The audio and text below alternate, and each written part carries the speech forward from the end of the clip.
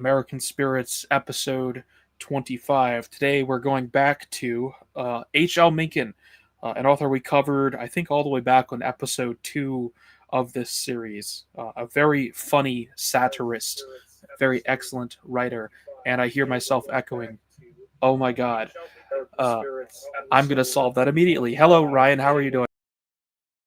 I'm doing pretty well. I've been inundated with snow. How are you doing? I imagine Okay, he's that's solved. scrambling with his audio controls. There's actually almost no snow here, unfortunately. Light dusting the other day.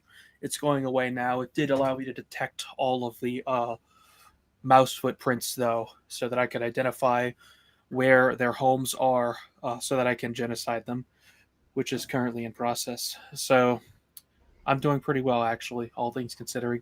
They're trying to eat my soy that I keep under the hood of my truck. So, Mr. Quinn, you're back as well. How are you I doing? am. I'm doing well. I likewise am snowbound, but I'm managing fine. Cool. Um, yeah, looks actually like my cell signal's down for some reason. That's weird. So anyway, H.L. Mencken. Actually, so we have a collection of essays to read from him. Let me switch to the stream before I forget what we're actually looking at. So yeah, now we should have the text on the screen. And what is this collection called actually? Mencken's It is his Crestomathy. Crestomathy. Yes. A Mencken Crestomathy. You know what? I didn't even bother to look up what the word meant. What the hell does that mean?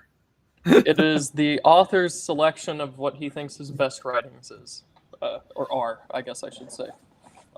So basically, before Mencken died, he collected all of his essays from his very large body of writing, and he thought that these essays in this book best reflect his ideas, thoughts, and anything else. So this is his opinion on the best of what he has written, and he is already a very good writer. So Yes, we're he is. going I from. chuckle every time I read his work. He's very funny.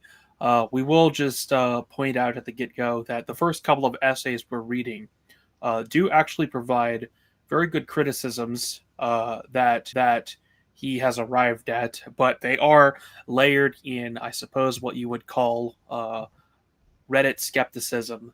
So these first couple essays are a bit Reddit, but if you just sort of overcome that hurdle and then tackle the meat of his critiques, there's actually quite a lot there. So Yeah, and not something to get bogged down in.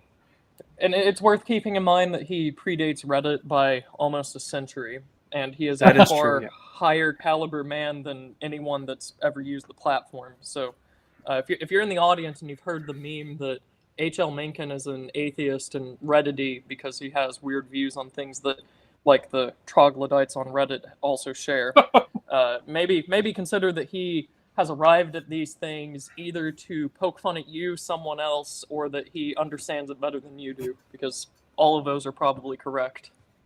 Indeed, on the topic of his atheism, for most of my life, my familiarity with Mencken was not as a writer, but rather as a character in literature. He was featured prominently in the play and then later the movie Inherit the Wind, which tells the story of the famous Scopes monkey trial, wherein a school teacher was fined for teaching the theory of evolution. Mencken covered that case, and in the dramatization, he figured heavily as a major character. All right, and I was going to read the first essay, but I just remembered the trick I used to get this to show up in our little window here. So if someone else wants to start reading the first one, while I reset my little PDF view I have here, go ahead. I can take the lead if you like. Sure Yes, thing. please. Man's capacity for abstract thought, this comes from Meditation on Meditation, which was published in The Smart Set in June of 1920. Man's capacity for abstract thought, which most other mammals seem to lack, has undoubtedly given him his present mastery of the land surface of the earth, a a mastery disputed only by several 100,000 species of insects and microscopic organisms. It is responsible for his feeling of superiority, and under that feeling there is undoubtedly a certain measure of reality, at least within narrow limits. But what is too often overlooked is that the capacity to perform an act is by no means synonymous with its salubrious exercise. The simple fact is that most of man's thinking is stupid, pointless, and injurious to him. Of all animals, indeed, he seems the least capable at arriving at accurate judgments in matters that most desperately affect his welfare. Try to imagine a rat in the realm of rat ideas arriving at a notion as violently in contempt of plausibility as the notion, say, of Swedenborgianism, or that of homeopathy, or that of infant damnation, or that of mental telepathy. Man's natural instinct, in fact, is never toward that which is sound and true. It is toward that what is spacious and false. Let any great nation of modern times be confronted by two conflicting propositions, the one grounded upon the utmost probability and reasonableness, and the other upon the most glaring error, and it will almost invariably embrace the latter. It is so in politics, which consists wholly of a succession of unintelligent crazes, many of them so idiotic that they exist only as battle cries and shibboleths that are not reducible to logical statement at all. It is so in religion, which, like poetry, is simply a concerted effort to deny the most obvious realities. It is so in nearly every field of thought. The ideas that conquer the race most rapidly and arouse the wildest enthusiasm are held most tenaciously are precisely the ideas that are most insane. This has been true since the first advanced gorilla put on underwear, cultivated a frown, and began his first lecture tour. And it will go on so until the high gods, tired of the farce at last, obliterate the race with one final blast of fire, mustard gas, and streptococci. So if we can pause there, this is kind of the reason why we're covering this, is because there's a lot of ideas being positively asserted online, on the right, in day-to-day life, politics, and what have you. Mencken offers a completely opposite point of view, which is that most of it is idiotic, needs to be cut down. So this is sort of the, if you can import some of this mindset from Mencken, this more critical view and even dismissal of ideas that sound idiotic in the first place, this is why we're going over it. No doubt, the imagination of man is to blame for this singular weakness. That imagination, I dare say, is what gave him his first lift above his fellow primates. It enabled him to visualize a condition of existence better than that he was experiencing, and bit by bit, he was able to give the picture a certain crude reality. Even today, he keeps on going ahead in the same manner. That is, he thinks of something that he would like to be or to get, something appreciably better than what he is or has. And then, by the laborious, costly method of trial and error, he gradually moves towards it. In the process, he is often severely punished for his discontent with God's holy ordinances. He mashes his thumb, he skins his shin, he stumbles and falls. The prize he reaches for blows up out of his hands. But bit by bit, he moves on, and at all events, his heirs and assigns move on. Bit by bit, he smooths the path beneath his remaining leg and achieves pretty toys for his remaining hand to play with and accumulates delights for his remaining ear and eye. Alas, he is not content with this slow and sanguinary progress. Always he looks further and further ahead. Always he imagines things just over the skyline. This body of imaginings constitutes his stock of sweet beliefs, his corpus of high faiths and confidences. In brief, his burden of errors.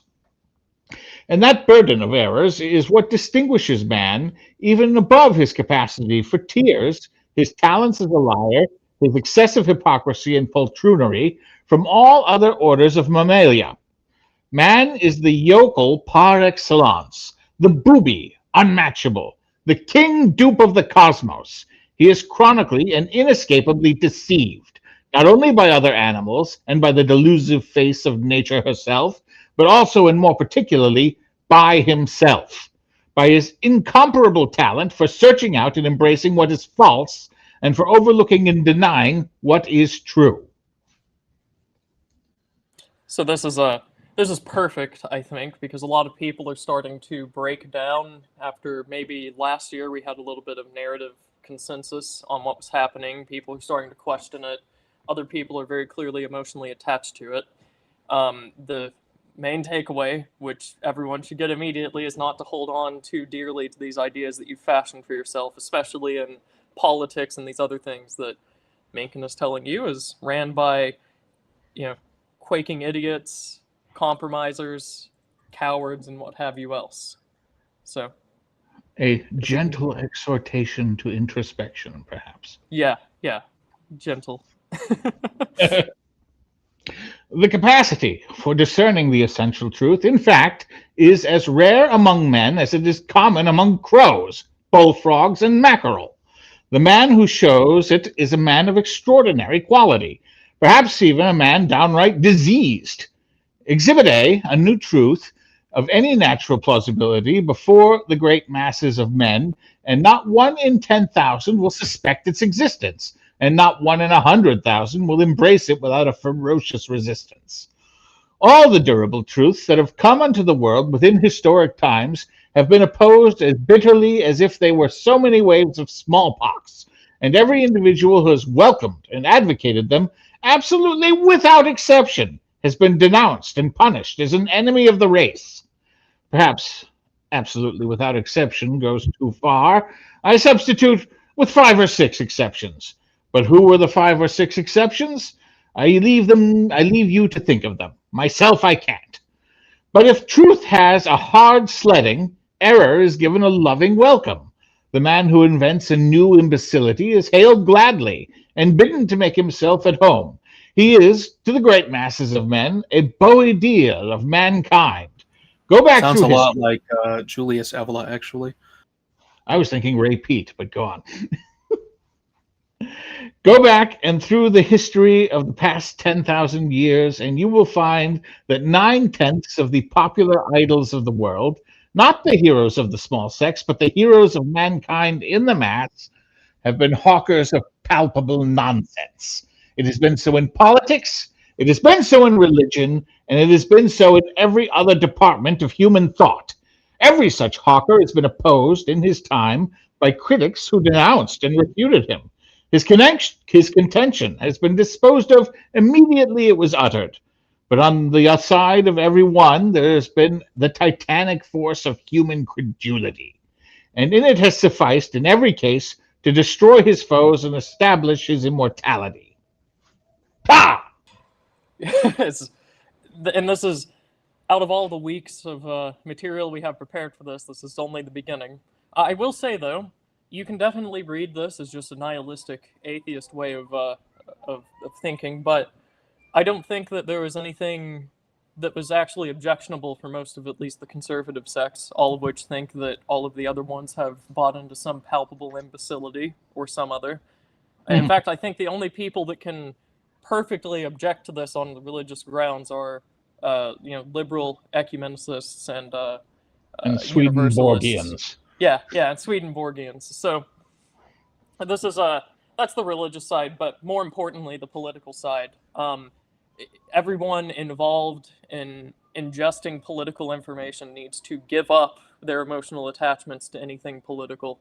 This is a very great way, if you keep those emotional attachments, to fall prey to these palpable imbecilities and the nonsense that he talks about. This is the mindset that you need to switch to, from trusting, believing, being attached to these people as if they're like a political father of the nation or whatnot, to extreme skepticism, because you are most people ultimately, even with all the work that we have done, we are not such strong political actors that we can count ourselves as a major actor in world events. Indeed, skepticism is a good word there. Kind of a naughty word because it's associated with the skeptics, which is associated with like Reddit atheism. But there is a, I would say, extraordinary, actually, lack of skepticism these days around narratives and belief in figureheads. I would like that there certainly needs to be a return to skepticism, just in terms of not believing or writing your own fan fiction, which is, I think, what you can sort of substitute for perhaps the religious ideals here or ideas. I mean, if we look at the coda and just substitute, fan fiction for religion, where fan fiction describes like what you've come up with as like the explanation for what's happening, but there's no actual evidence of it. I mean, that's quite literally pretty much a one-to-one substitute for religion in this summation, for example. Would you agree with that? Yeah, it's certainly. it's an especially important point nowadays where the information space has become a literal battle space where psychological operations are deployed by anyone and everyone against anyone and everyone. We must return to the maxim that an open mind is like a fortress with its gates unguarded. You really do need to cultivate a sense of skepticism. Both we in the Old Glory Club and the right more generally must guard our minds. And the other thing as well is we usually analyze information and talk about it. The vast majority of the people listening maybe not. Beyond just being skeptical of what we're being told, what the narrative is, what we're supposed to believe, go along with, and follow, you need to be very introspective about what your role in all of this is supposed to be. Many people have fallen prey to this idea that they are a propagandist, they are creating and driving a narrative because they share things on social media that's been given to them. They are not sufficiently skeptical of what their role is, what they're actually doing, what is their function. They're just going along with it, which is what was designed for them. Correct, and of course, repeating someone else's propaganda is not the same as you being the propagandist. I believe you actually mentioned that last stream. This ties into, and I'll refrain from too specific of examples just to maintain the sort of more evergreen and less polemical nature of these streams. But one thing you see, especially the last few months, is American government accounts on Twitter.com sort of posting various memes and sort of reply guying. But rather than the gate to the mind being barred and guarded, the mind is just like a gaping maw for this propaganda to pour into, readily accepted without skepticism. And that's a more concrete example of sort of what we're referring to here in regards to things to be skeptical of. Right. And just before we move on as well, it is true that this polemic that we just wrote is over the top. That's also what's necessary to actually correct people. You never correct people by presenting them the exact place they're supposed to be. You have to actually browbeat them. So Mencken understood that man is a thick-skulled animal. Yeah. If you feel convicted by this, good. Move in the right direction. I will. I'll read Yiz's super chat here for $5. I love this so far, but it's definitely some high octane god tier Reddit posting. That's probably one of the best ways, and I wanted to use that to get you to finish by reading the Cody here, which I think is particularly funny. Okay. Right. Oh yeah, you go ahead. I have to go back to the page. Hold on. Coda. To sum up, 1. The cosmos is a gigantic flywheel making 10,000 revolutions a minute. 2. Man is a sick fly taking a dizzy ride on it. 3. Religion is the theory that the wheel was designed and set spinning to give him the ride. Yeah, that's it's par excellence. Yeah, Charlemagne had it. Charlemagne had exactly correct. It's very applicable if you replace religion with politics or anything more specific. So yes, there are many words you could sub in for religion there, and it's that broader criticism of the human tendency that is germane here, not any specific attack on religion. Right. What was the next page? 65. 76. And I would So suggest that the Catholic members of the panel should recuse themselves from reading this one. Yeah, good, because I I wanted thought to it was read it. funny, but you can read it. I specifically, this one was in here partly because I wanted to read it on stream, but also because it's very, you can get a lot out of this one. This was a The good one, next especially when he talks about the Congo. Yeah. This next article is titled The Collapse of Protestantism, from Protestantism in the Republic, Prejudices, 5th Series. First printed in the American Mercury on March 1925.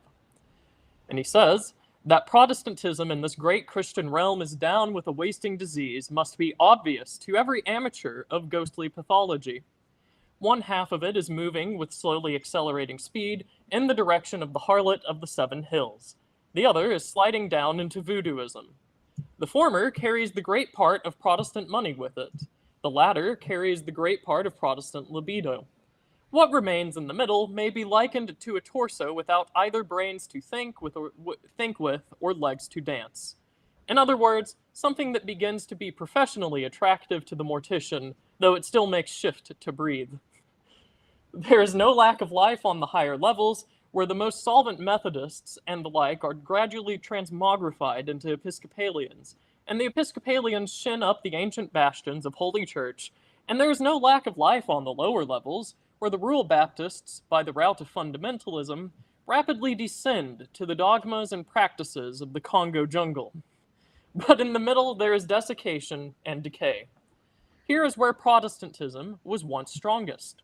Here is the region of the plain and godly Americano, fond of devotion but distrustful of every hint of orgy.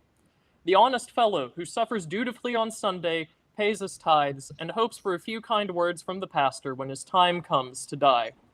Today, alas, he tends to absent himself from pious exercises, and the news goes about that there is something the matter with the churches, and the denominational papers bristle with schemes to set it right, and many up-and-coming pastors, tired of preaching and parish work, get jobs as the executive secretaries of these schemes, and go about the country expounding them to the faithful.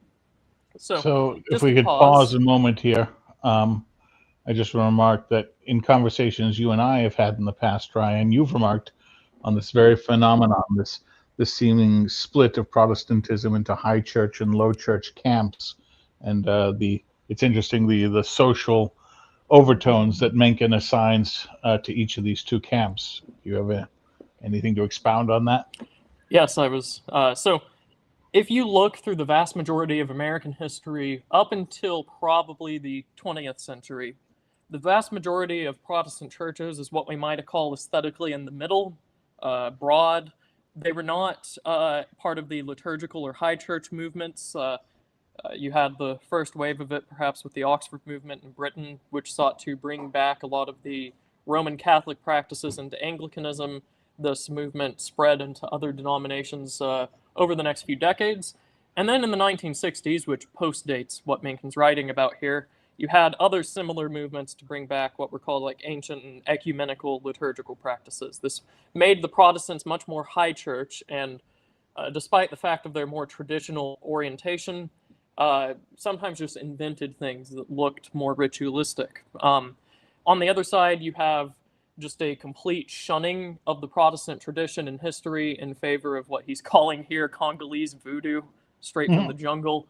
This very strange fundamentalist attitude towards things where you follow a preacher that looks more like a cult leader out into the fields, listen to the revival and whatnot else, and maybe handle a few snakes. Now.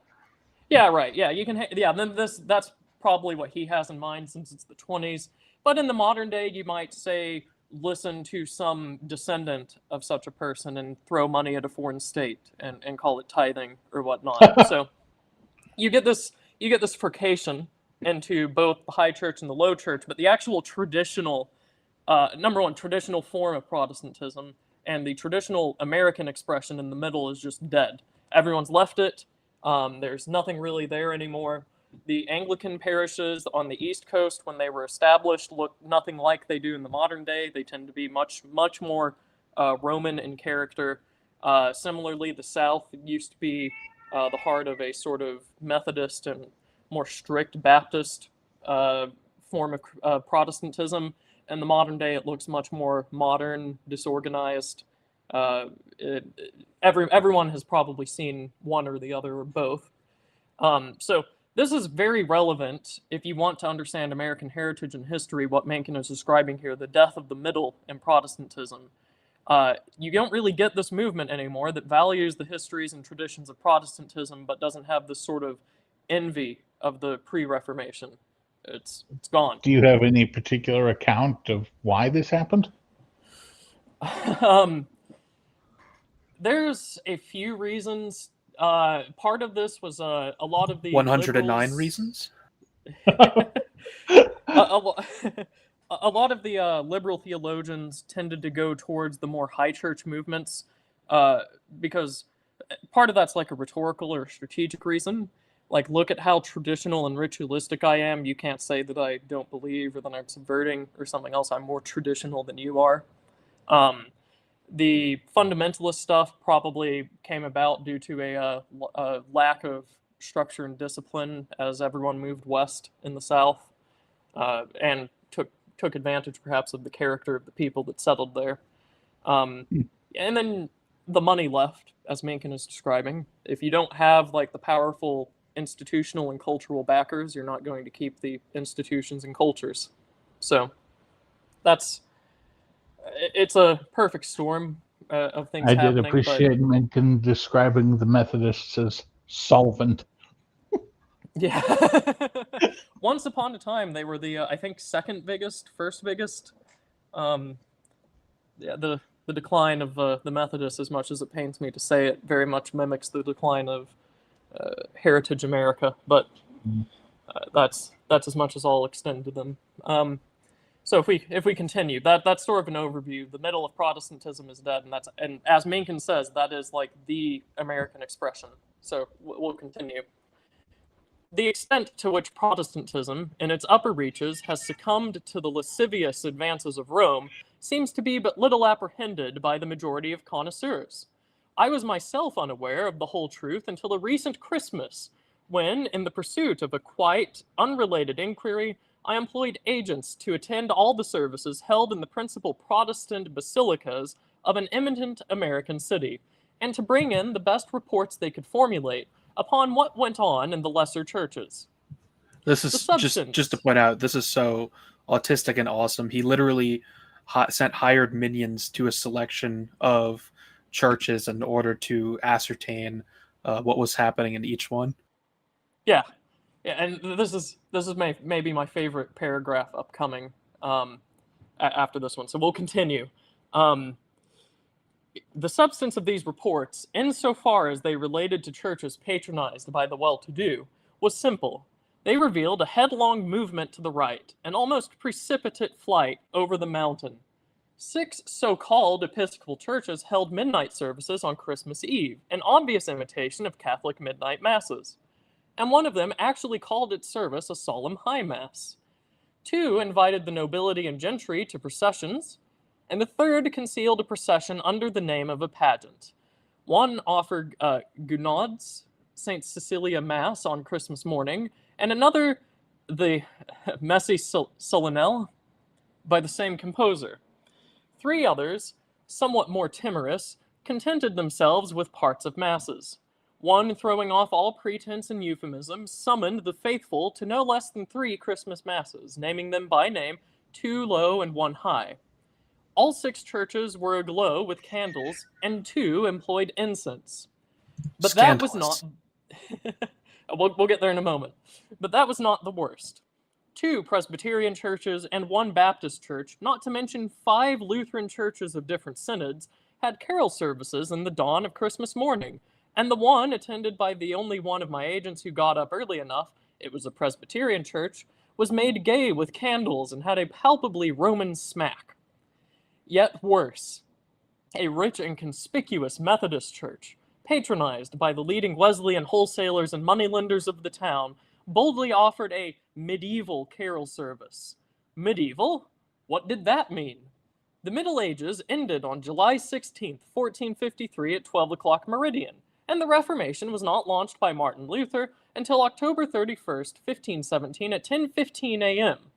If medieval, in the sense in which it was used here, did not mean Roman Catholic, then I surely went to school in vain. My agent, born a Methodist, reported that the whole ceremony shocked him excessively. It began with trumpet blasts from the church spire, and it concluded with an Ave Maria by a vested choir. Candles rose up in glittering ranks behind the chancel rail, and above them glowed a shining electric star. God help us all indeed. What next? Will the reverend pastor on some near tomorrow defy the lightnings of Yahweh by appearing in alb and dalmatic? Will he turn his back upon the faithful? Will he put in a telephone booth for auricular confession? So I think we need to pause here and just insert remind. image of whoever was Pope in 1930 as Giga Chad. Meanwhile, Martin Luther copes and seethes or whatever. Anyway, sorry, Mr. Quinn. Well, it's important to point out that, as we saw in the last essay, Mencken is an atheist. So all of this anti-Roman vitriol that he's offering us is, to some extent, very tongue-in-cheek and done for comedic effect. I find it hilarious. yeah, he's as much of a neutral party as you can, or perhaps equally a negative party as you can get in this matter. So just a few things. If you've seen Protestants online or Protestant churches in real life using things like incense and candles, gold, increased rituals, and all this other stuff, that would be less common than throughout the majority of American history up to this point. Like I said, that was a renewal effort that came about in roughly 2 major waves, maybe another wave that I'm forgetting. So this is all scandalous to the average American who was once upon a time from the middle. The middle, if you wanted a more full picture, did not really have as many rituals, high aesthetics, or whatnot else, but it was certainly strict. So what Mencken is objecting to is not strictness or whatever else. That would not be strange to any American. It is specifically the Roman aesthetics that are tied invariably to Rome. And here we have not even like the classical Protestants, but Baptists and Methodists that are going in with this. Indeed. Yes. My mind goes back to the last Protestant service I attended, which you may remember, Ryan, and I remember it having a very familiar feel to it. Yes, it was virtually identical to a Roman Catholic Mass.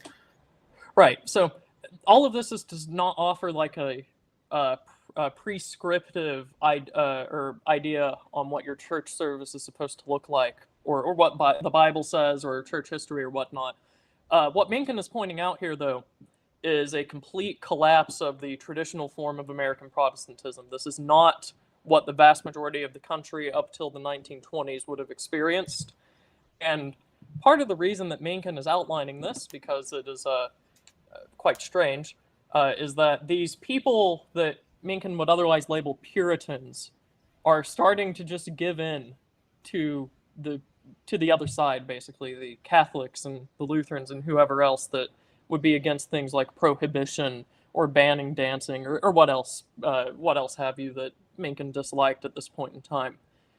So he is not so much angry that the Protestants are doing this, but specifically the ones driving the progressive movement, giving in to these movements, he finds to be ironic, hypocritical, sort of a self-defeating purpose. Mencken has a very far-sighted mind, so he could probably see what many other people against these movements saw, which is that if you give up the aesthetics and the forms, you're probably going to give up everything else in the future. So that was just an aside. If we don't have anything else, though, I'll continue. So he continues.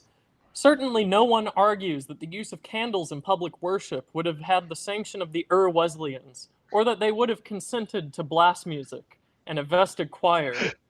Down to 60 or 70 years ago, in fact, the Methodists prohibited Christmas services altogether, as Romish and heathen. But now we have ceremonies almost operatic.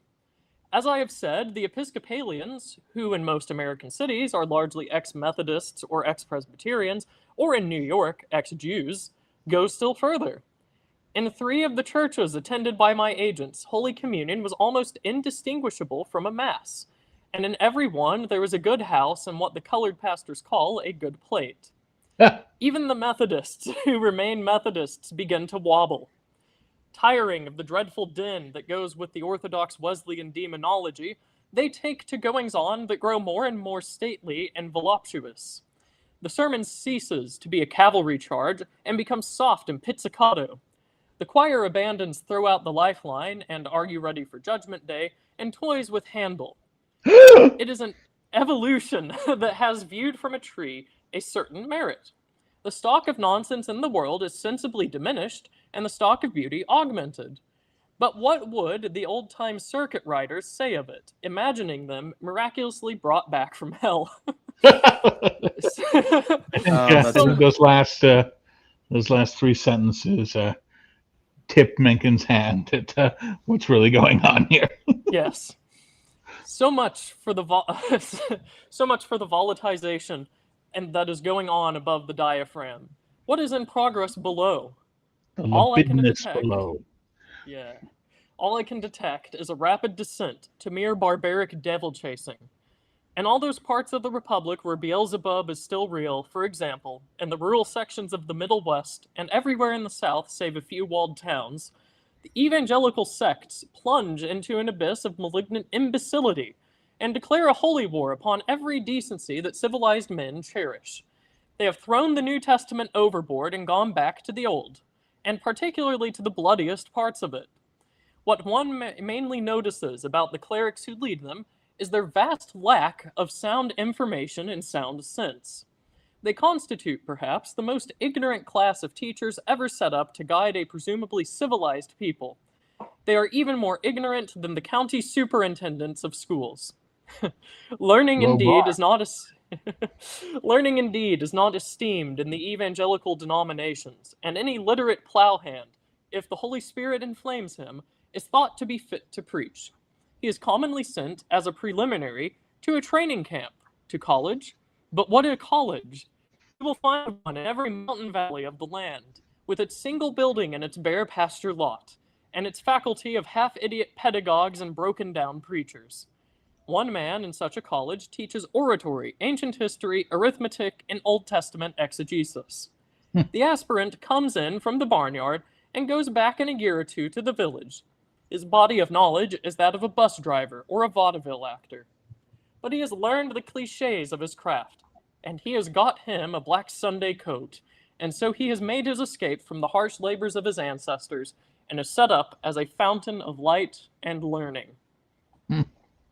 So, yeah, this is we lost the middle, so we get the decline of traditional Protestantism, and you also get this growing underclass, I guess, as Mencken would call it. Which, interestingly, in the modern day, if we look at, say, 4-year seminaries and whatnot, it seems that all they can teach anymore is cliches. So maybe our standards have dropped down to the voodoo chasers from the Congolese jungle. There are so many platitudes, Brian, that it takes some time to learn them. The one thing I will say is that I did catch a familiar note in this condemnation of the lower half about the plowhand who is inflamed by the Holy Spirit and thought fit to preach. Where have we seen that before in American history?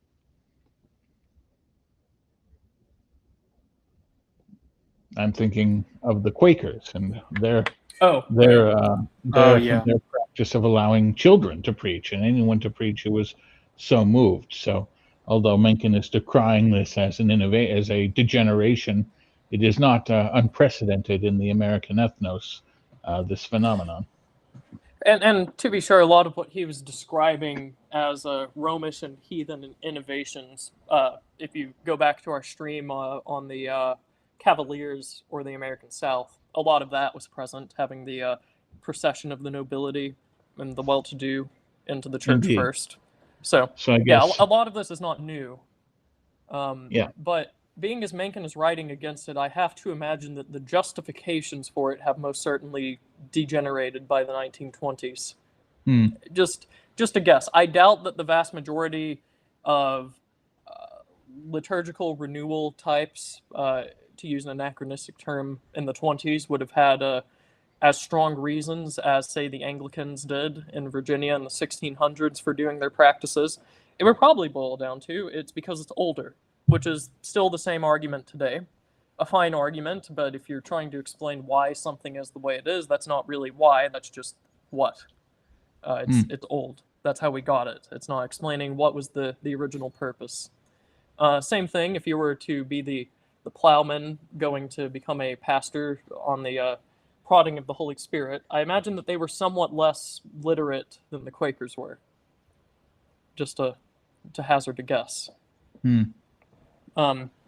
So I include this one just because it details the decline of Protestantism. I'm going to keep beating that horse because it needs to be internalized by people that this is your heritage American religion. It's basically gone now. I don't know if you can resurrect it in so fast a time as one generation, so it would have to be a multi-generational project to resurrect this. His attacks on the wanted to. low are certainly, or the degeneration of the low are certainly sound as well.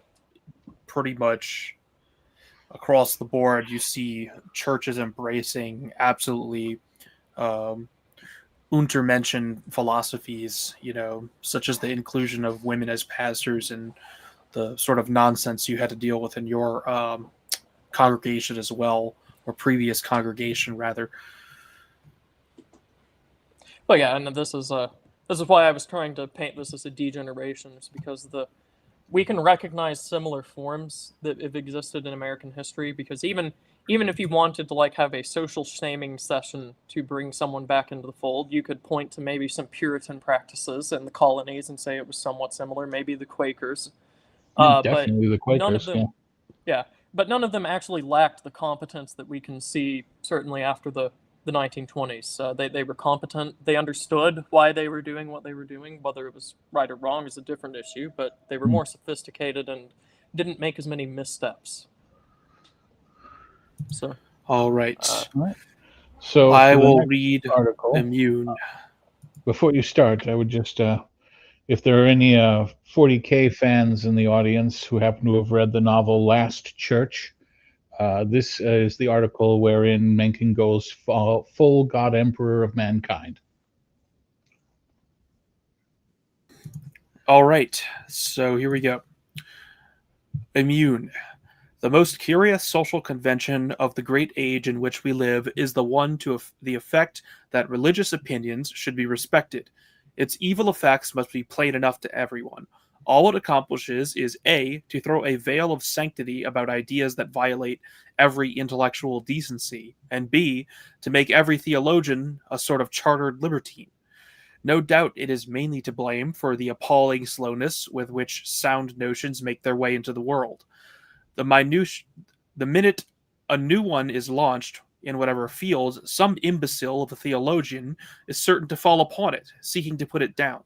The most effective way to defend it, of course, would be to fall upon the theologian, for the only really workable defense in polemics, as in war, is a vigorous offensive. But convention frowns upon that device as indecent, and so theologians continue their assault upon sense without much resistance, and the enlightenment is unpleasantly delayed.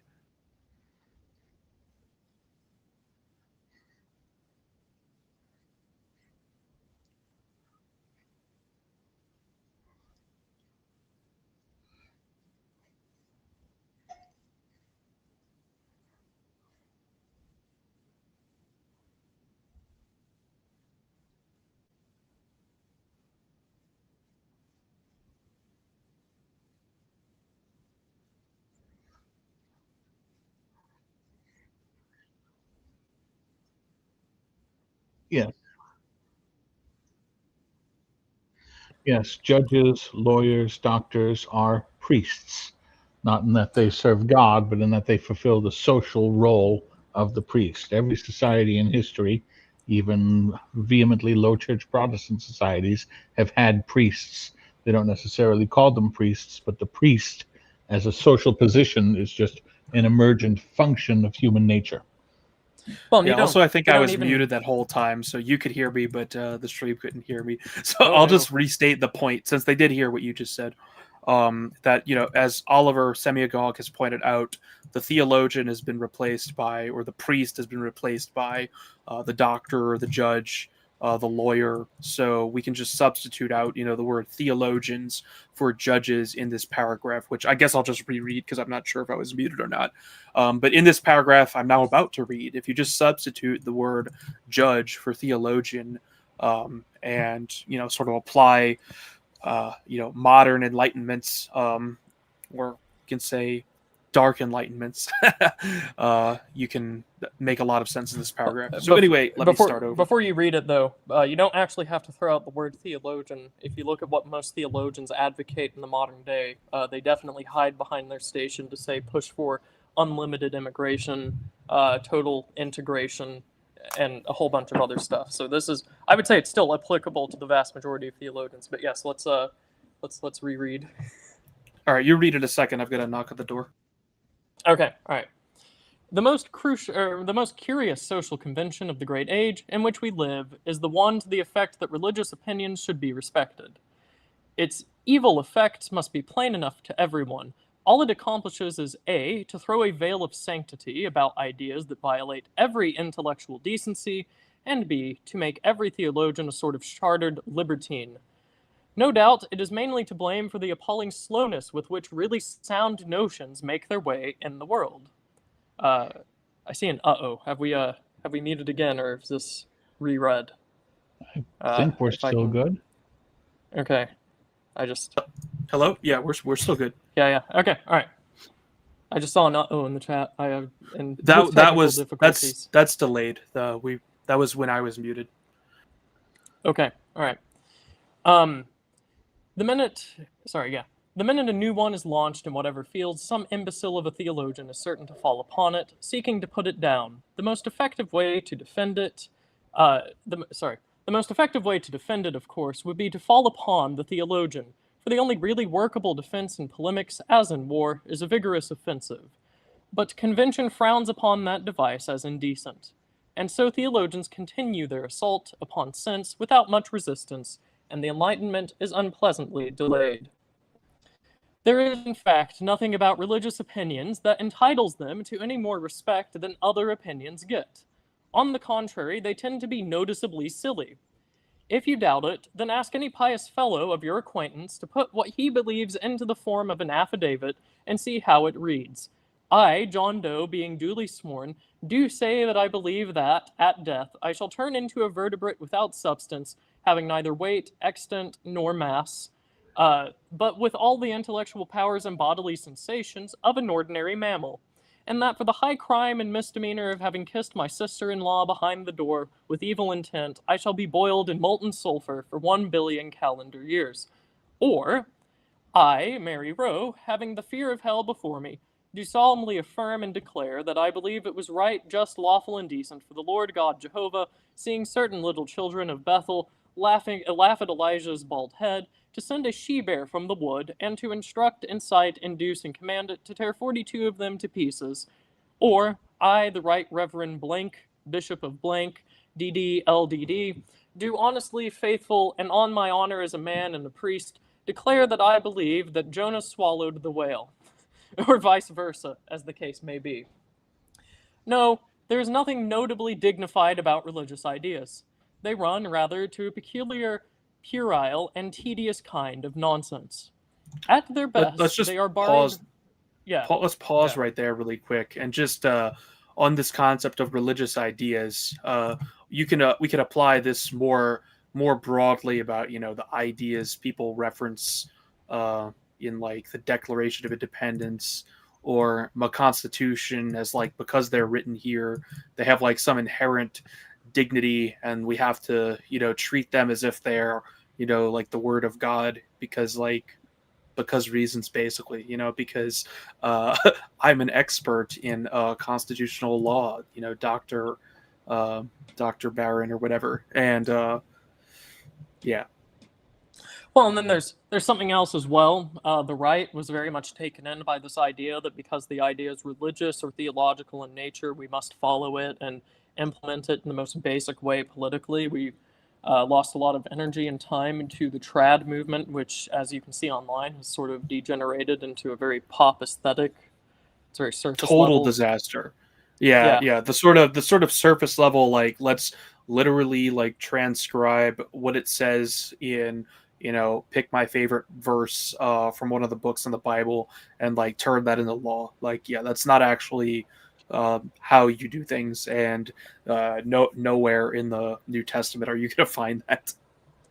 Well, or you can look that even even not on the right, a lot of people speaking to the right who happen to be priests, pastors, or other forms of clergy will try to like put some moral tone on a policy that they want, like infinite welfare, infinite immigration, uh, integration, what have you, as some loving Christian principle. Then they'll try to decry you as a God hater or whatnot.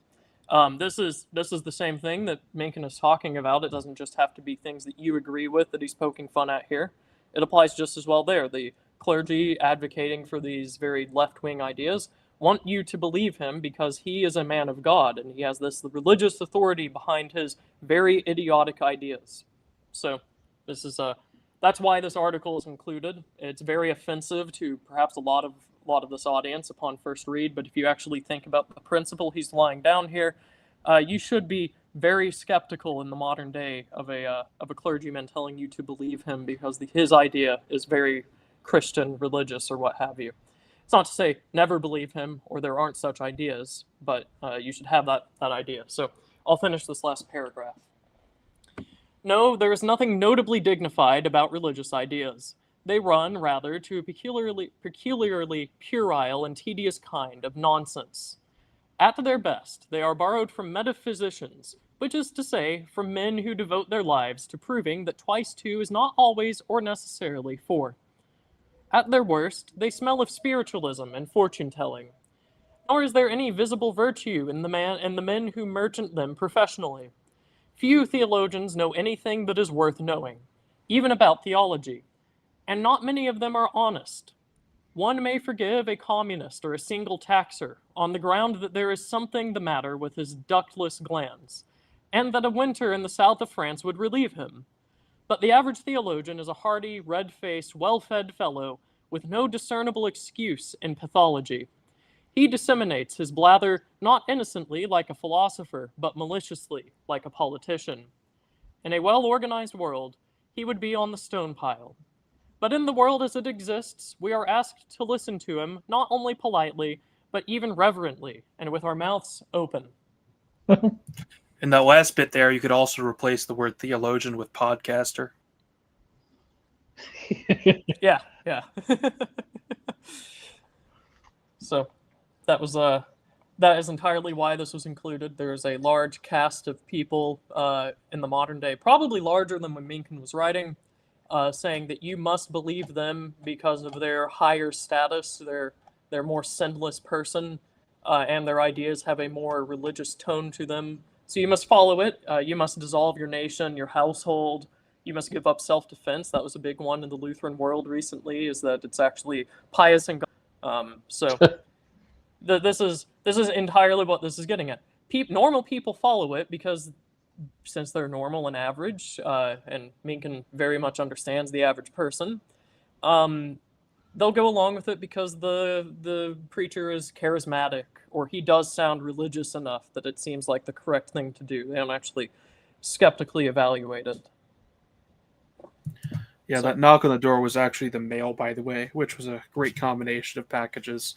Both Dissident Soaps, 4 bars of Caudillo Franco soap, plus 2 pound bags of Fox and Sons coffee. So what more could we Unbox ask the for? stream when? Awesome. I did unbox. I muted for it, although you probably heard some of the ripping and tearing. If only I could transmit the scent of the soap and the coffee. But anyway, yeah, I mean, I think that this kind of just bollocksing that he's sort of describing at the end here is pretty applicable to the entire, like, what you'd call podcaster network. I mean, and I would say that very, very, very broadly. Actually, the exceptions are things that are dealing in primary sources mainly, like, which is what we're doing here. So obviously, I'm sort of categorizing ourselves. What's the meme? I drew myself as the winner, Soy Jack or whatever. Yeah. But no, I it's like depicted myself as the Giga Chad and you as the Soy Jack. Yeah. But obviously, this has this analogy has limits. Like something like Jay Burden's show, I wouldn't lump into that sort of thing. But he's doing interviews. But for the type of sort of historical content we're doing, for example, if you're not actually like looking at primary sources, then or highly reliable secondary sources that went through primary sources and composed, say, a book or something, like Albion Seed did, for example, then it's not a sort of thing you should really take seriously, in my humble opinion. We really need to be, especially in light of what we said earlier about skepticism, we really need to be focusing a lot more on primary sources where they're available, as we've been doing in this stream when we can. Or not just stream, but this entire series, rather. Indeed. Well, and even then, I don't think we ever make a demand that anyone who listens to this must believe exactly what we say in lockstep. It's just that we bring it to you from either people who are writing at the time when these things were developing, or people who have aggregated the history together. So at least our arguments, compared to most other people telling you what to believe on the right, are far more substantiated, and immediately so. You don't actually have to go looking for why we're prescribing what we are. Yeah, I saw one of those memes today where two people are arguing about like what Spengler and Nietzsche said, and then neither of them ever actually read the books, right? It's kind of like that. If you're, whatever your position is, whether it's identical to what we have or not, you should at least have some actual source material you have read and are drawing from in order to formulate that opinion, rather than what is all too common these days, where we just have like memes that circulate around the ecosphere, and that's just what like people come to believe, despite not actually really knowing anything about the subject matter on a fundamental level that they now have really strong opinions on. That's sort of one of the things that this show combats, in terms of not necessarily the content, but that too, but also the style. The style that we're choosing in order to draw our conclusions from is really the baseline of what we would call literal amateur, not historiography, but whatever. This is like, amateur historiography, right? What we're doing in a very literal sense. But even if you're not like a professional in that field, but you're still sort of conducting your own research, like you need to at least be at this level where you're actually reading things to have meaningful concepts of what you believe. American spirits clearing the absolute minimum bar. Yeah, and that is it's unfortunate that the minimum bar is only obtained by a minority, but so it goes. So it goes. Which one of you would like to read the next article on page 112? I would suggest that it's in my wheelhouse. Okay, All right. that sounds I will good. scroll. I'm And scrolling. I will preface this by saying I'm sorry we did not do our second stream on The Common Law by Oliver Wendell Holmes, because Mencken will be laying into the very subject matter that we would have covered and hopefully will cover someday. But that regret aside, The Criminal Law from the Smart Set, May 1922. Wait, which The page? science- Which page? Page 112. 112. Okay, right. The science of penology in these days is chiefly in the hands of sentimentalists, and in consequence it shows all signs of glycosturia. The idea seems to be to turn the dungeons and bullpens of the law into laboratories of uplift, so that the man who goes in a burglar will come out a YMCA secretary. To this end, all harsh handling of the felon is frowned upon, and on the slightest showing of Renaissance piety in him, he is delivered from his cage almost with apologies. At the bottom of this softness, of course, there is a sound instinct, and that is the instinct of revolt against cruel and excessive punishments. We inherited such a system of punishments from the English common law. In the Bill of Rights, there is the first evidence of a rebellion against them. But our current error lies in the fact that softness has not stopped with disposing of the punishments that were barbarous and excessive. It has also sorely limited and conditioned the punishments that were reasonable and fitting. And so the problem of dealing effectively with crime remains a puzzle, and crime itself continues to flourish. When I say crime, of course, I mean the thing in its conventional sense. In the abstract, it scarcely has any existence. Practically all so-called crimes are justifiable on occasion, and 9/10 of them, to certain kinds of men, are unavoidable on occasion. It is a platitude that you will find quite as many intelligent and honest men in the average prison as you will find in the average club. And when it comes to courage, enterprise, and determination, in brief, to the special virtues which mark the superior man, you will probably find a great many more. But society, in order to protect the weak and botched against the bold and original, has to proclaim certain human acts under certain circumstances as too dangerous to be permitted, and hence as what we call criminal. Most of us aspire to the majority of those acts in secret, and in some of us commit them surreptitiously.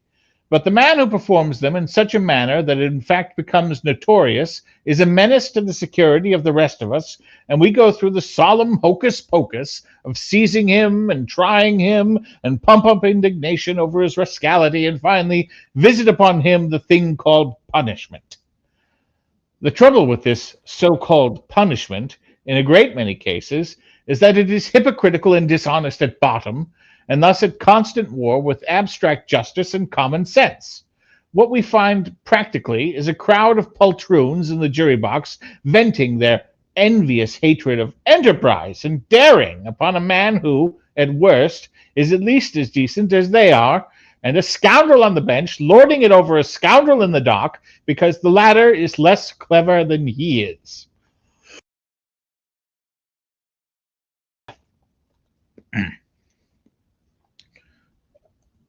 Less clever than he is. Sorry. In the old days, this ill nature took the form of floggings, mutilations, and damnations. In our own days, with an evil conscience gnawing at the gizzard of the world, it takes the shape of formalities, which tend to grow more and more ineffective, sentimental, and meaningless.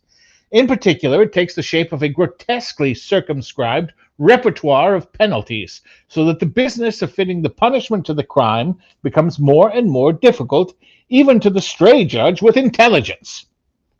In a few rare cases, he may condemn a prisoner to death. In all other cases, he has a Hobson's choice between a mulcting in damages, which seldom punishes at all, and a deprivation of liberty, which usually punishes inappropriately and often too much. The medieval judge had an almost unlimited series of choices. If no habitual punishment suited his purposes, he could devise a new one to fit the case. But the modern judge must forever oscillate absurdly between fine and imprisonment. In other words, between allowing one prisoner to pay a bribe for his liberty and taking away the liberty of another prisoner because he hasn't got the bribe. It is so. Just to pause here. How accurate is this in the development of criminal punishment? Is he being sarcastic, and is he overstating his case? No, he's your obviously opinion on this? He's stating it with his characteristic rhetorical overabundance of enthusiasm, shall we say? But no, in medieval law, various forms of punishment were available: corporal punishment, exile, various impositions of humiliation or of physical mutilation. But what he's remarking on here is that by the 1920s, the range of choices available to a judge had been narrowed basically to fine or imprisonment and nothing besides. All right, yeah, we should continue, because I imagine we can dig slightly more into this, especially the imprisonment side. Indeed. It is a deep consciousness of this absurdity which lies at the bottom of all the fantastic experiments in modern penology. And many of the extravagancies which we witness on the bench. It seems ridiculous, perhaps, for Judge Kennesaw Mountain Landis, LLB, to fine the Standard Oil Company $20,240,000. But in its essence, it was an honest effort to bring an offender to something approaching scientifically exact justice. It seems, and may be, sugarishly sentimental for uplifters to transform prisons into moving picture parlors, but underneath it there is a sound doctrine that locking a man up in a cell is, for most crimes, too harsh, and that its effect upon the man is precisely the opposite of the one intended, for it makes him more determined an antagonist of so stupid and cruel society than ever he was before. What we need is a thorough overhauling of our punishments, an overhauling looking to their rescue from formalism and imbecility. They must be made more fluent, more intelligible, more various. We must get rid of the mawkish and false humanity which shrinks from simple and forthright penalties, and restore the true humanity which makes the criminal stop doing what he is doing, and yet halts it before it has made a hopeless wreck of him. If revenge is admitted, and I suppose it always will be, it must be admitted openly and unblushingly, and not swathed in that dishonest concealment which now seeks to make it appear as something else. In Hey, we medieval talked law, about that on the common law stream. didn't we just? In medieval law, as I have hinted, there are suggestions that should engage the peniological reformer of tomorrow. The medieval mind was unburdened by transcendental theories as to the nature and the causes of crime. It was realistic in habit and disdained to seek behind the palpable fact for hidden portents and significances. In particular, it disdained to conceal its workings beneath gossamers of fabulous purpose. It thus defined its crimes simply and clearly and punished them frankly. For the runaway clodhopper, the obvious punishment was hamstringing, and being obvious, it was executed without further ado. For the perjurer, the removal of his offending tongue. For the scoundrel who bit in clinches, extraction of his incisors. For the rowdy housewife and husband baiter, prolonged immersion in a horse pond, that is, enforced and painful silence. For the habitual thief, branding on the forehead with a large and warning T. For the short-weight grocer, 3 hours in the pillory that his victims might pay him up with his own eggs and mark him well for future avoidance. So I just want to pause here and note the difference in attitude towards the modern, the Enlightenment that was so painfully delayed in Mencken's last article, with this new sudden lauding and lionization of the medieval mind unburdened by transcendental theories. Do either of you detect a tension here? Perhaps, or maybe it's a slightly more multifaceted view of taking what he thinks is good out of both, or maybe he's just a distant observer and he's being very sarcastic. Mm-hmm. That's the options. Any explanation of Mencken's thought which includes sarcasm is obviously a priori wrong. A judge. But hold on. But on this though, I remember this sort of trad movement on the right. Was talking about like the more ideal society of the medieval ages, and usually the arguments centered around something like it was more just. You had more days off of work, and more wholesome chungus or whatever else you want to call it, just to get the idea across. Autarkic nuclear reactors, yes. Yeah, right. But what Mencken is talking about here, I think, is actually something much more important that the trads usually didn't talk about, which is that the medieval society tended to just have things that made more immediate sense. If instead of being taught about at a young age that putting people in pillories or branding them or whatever else was this barbaric practice that we don't know why people would ever have done it. They were just barbarians. We don't do that anymore. Now we just lock them up in a cell for 90 years, give or take, and we just keep them there living. That's much more humane. If instead of teaching people that way and saying that, we brand thieves with a big T on their forehead so that everyone knows that this person will steal from them regardless of what they tell you, or if some some grocer cheats you, we put them in the pillory so you can throw the stuff that he cheated you with to humiliate him.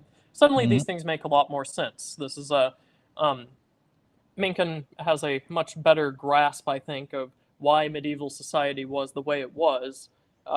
We seem to have constructed our own mental blockade from understanding it, and he seems to be able to. So, this is like the non-trad argument for these sorts of punishments. You don't really find it from the trads, but the rationalistic atheist apparently can understand why you would brand a man or beat him or throw things at him from while he's stuck in a pillory.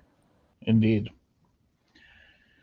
A judge, in those naive and far-off days, had to be a fellow of resources and ingenuity, a man capable of quick and accurate reasoning. His public expected him not merely to punish crime, but to punish it in some germane and felicitous fashion.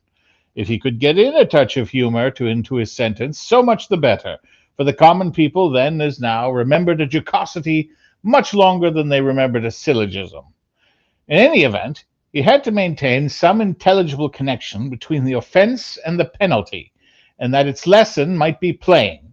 If finding the application of capsicum plasters to the pantaloons of an efficient punishment for napping catchpolls, the next day he prescribed it for a pirate, a witch, or a well poisoner, then he was himself laughed at as a jackass and perhaps even cashiered. In brief, he had to keep his wits about him if he would go on wallowing in the ermine.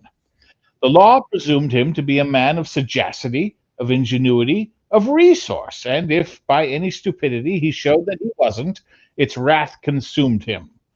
The judge of today needs no such virtues.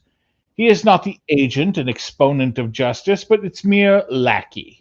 A great body of intricate law and precedent protects the felon against his effort to ferret out and determine the crime, and another great body of law protects the felon against his effort to fit the punishment to it.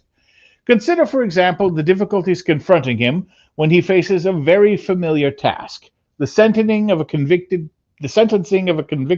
pickpocket. 2 or 3 considerations must inevitably flit through his darkened mind in this situation. One is that pickpocketing requires a very high degree of manual skill, that it is an avocation as difficult technically as dentistry or playing the piano. Another, following upon the first, that it is almost always pursued professionally, that, generally speaking, the pickpocket always devotes his whole time to it. A third is that having thus entered the profession deliberately and mastered its excessive difficulties and taken over its known risks, he is firmly set in it and cannot be shaken out of it by any process which leaves his actual expertness undamaged. In other words, the pickpocket is a deliberate, habitual, and incurable criminal, and neither chaining him by the leg nor forcing him to view moral moving picture shows will ever cure him.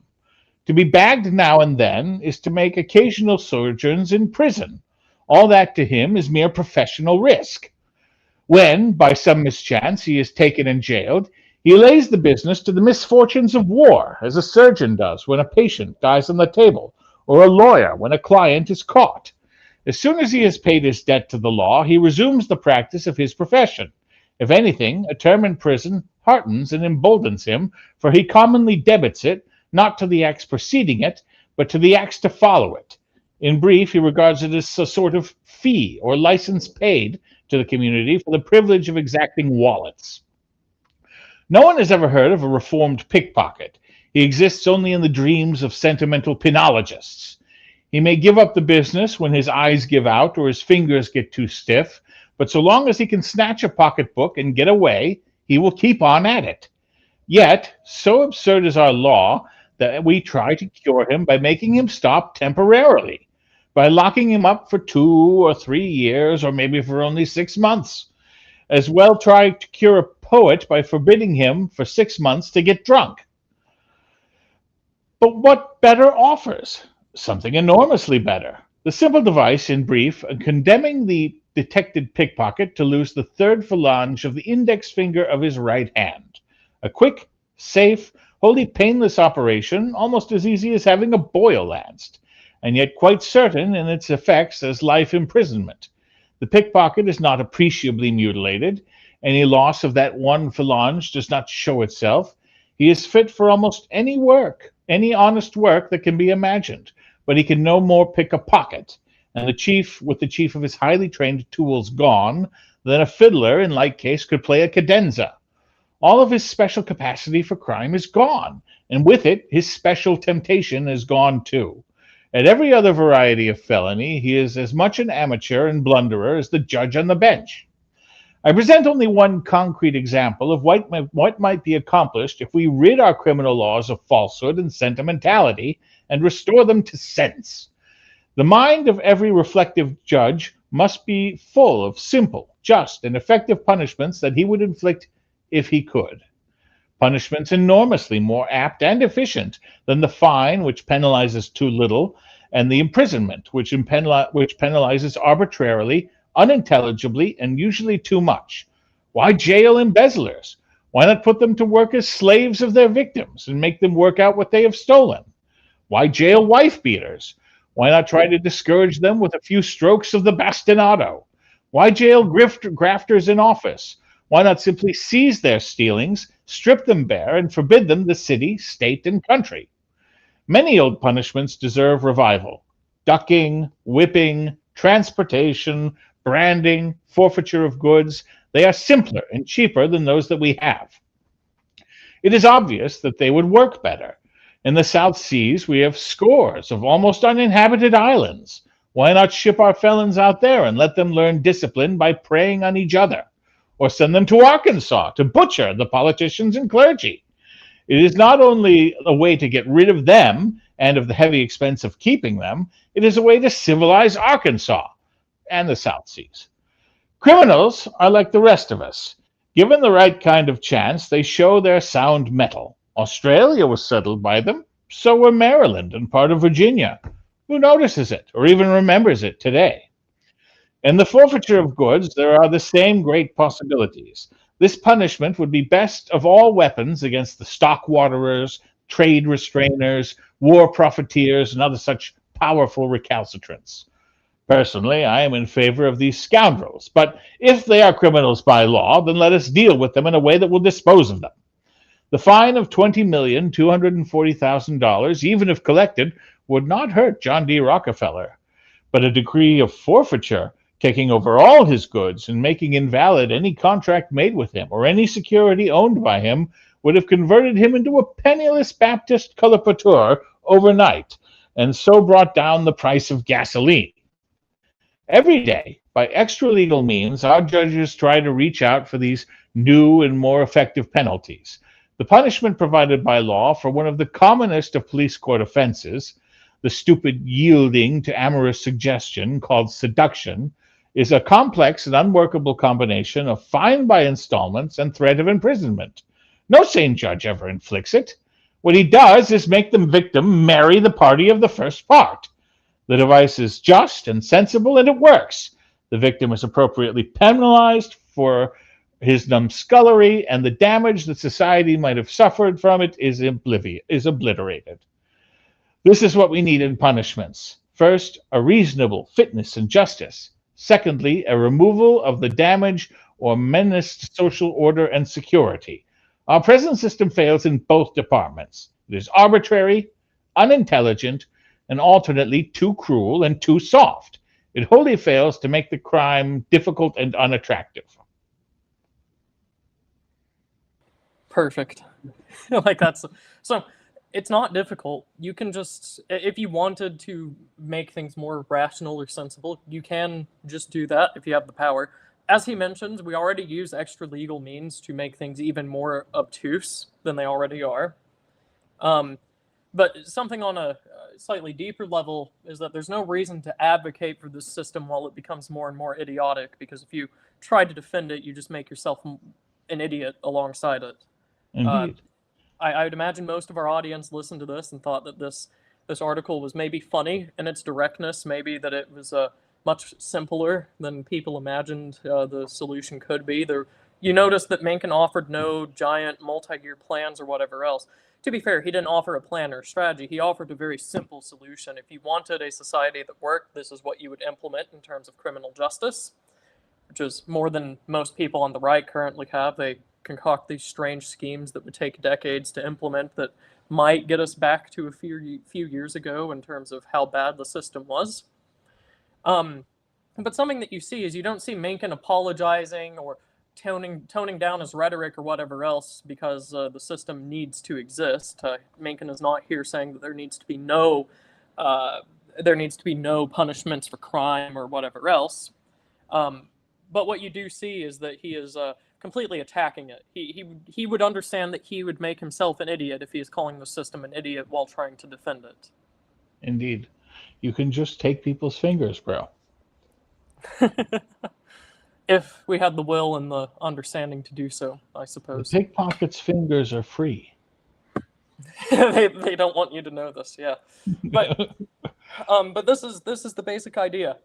Most people on the right really like to come up with ultra complex plans to fix things because they're wrong. And most of the solutions, if you could get to them, are not complex. Getting to them is the complex part. But as Mencken talks about in the rest of his writings, that's more of a personnel problem than anything else. And like most personnel problems, it's solved by getting rid of the personnel. So that's what we have there. Have we lost Charlemagne? Is the stream still going? Stream's still going. Charlie, are you there? Oh dear. I guess you volunteer to read the next one. Quite so. So yeah, hopefully the stream doesn't die in his absence, but we'll keep going. This next one is called The Penalty of Death, from For Moral Causes, Prejudice's 5th series, 1926. And Mencken writes, of the arguments against capital punishment that issue from uplifters, 2 are commonly heard most often, to wit. 1, that hanging a man, or frying him or gassing him, is a dreadful business, degrading to those who have to do it and revolting to those who have witnessed to it. That it is useless, for it does not deter others from the same crime. The first of these arguments, it seems to me, is plainly too weak to need serious refutation. All it says, in brief, is that the work of the hangman is unpleasant. Granted, but suppose it is. It may be quite necessary to society for all that. There are, indeed, many other jobs that are unpleasant, and yet no one thinks of abolishing them. That of the plumber, that of the soldier, that of the garbage man, that of the priest hearing confessions, that of the sandhog, and so on.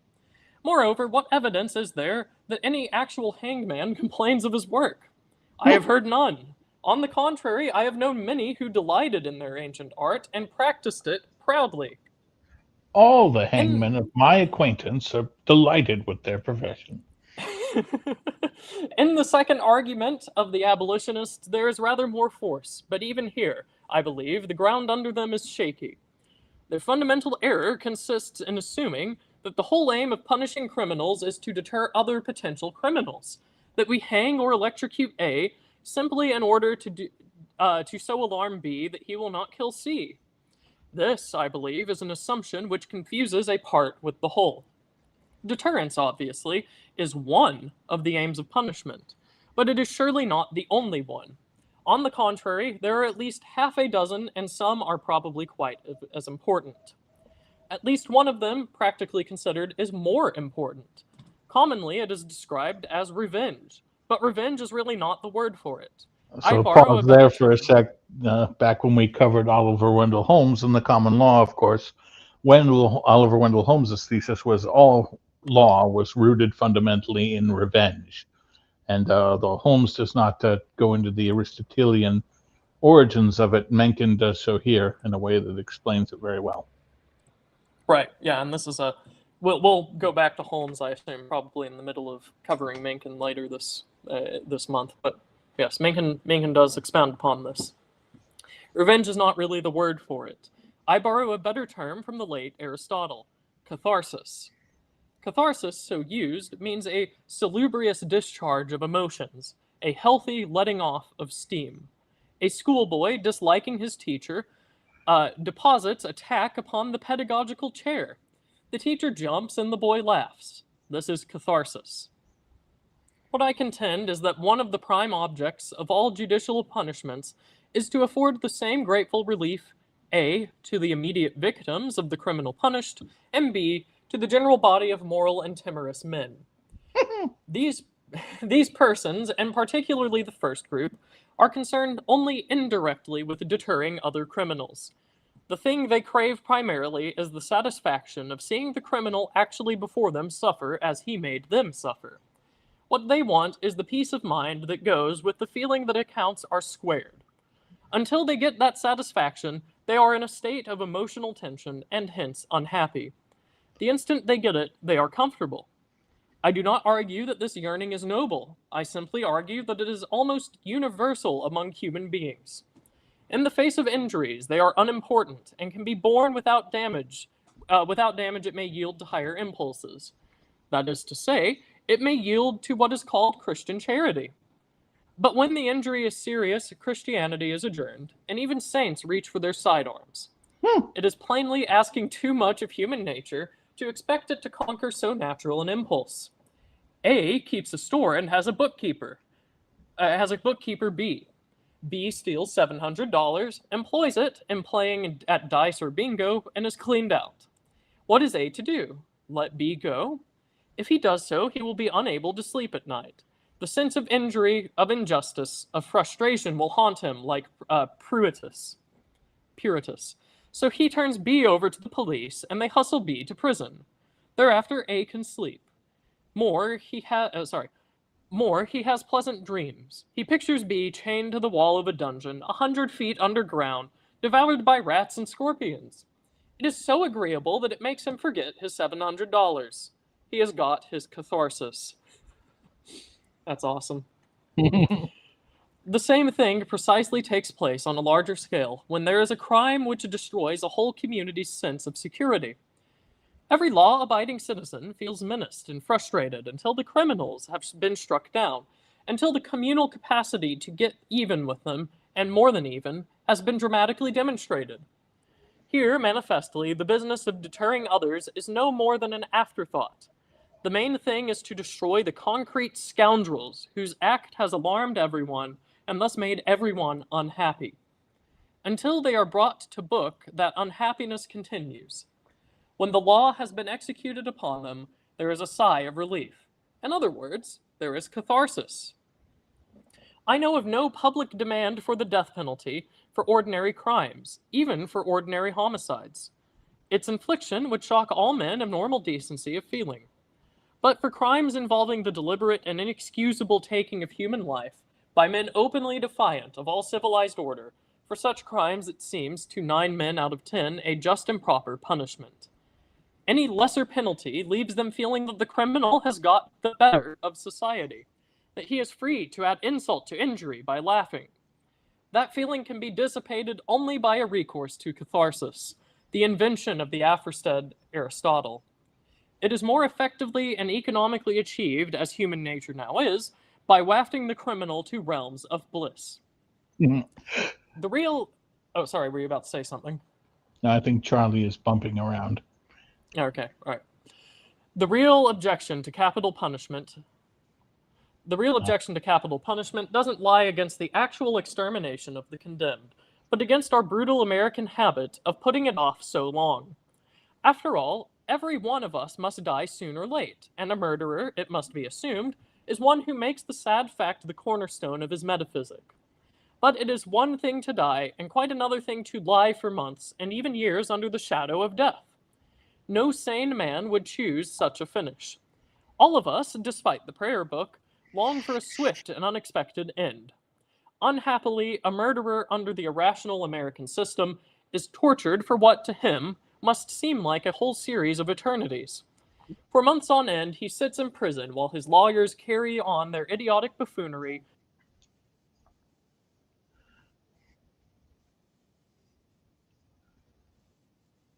of his friends. They have to feed him with hope. Now and then, by the imbecility of a judge or some trick of juridic science, they actually justify it. But let us say that, his money all gone, they finally throw up their hands.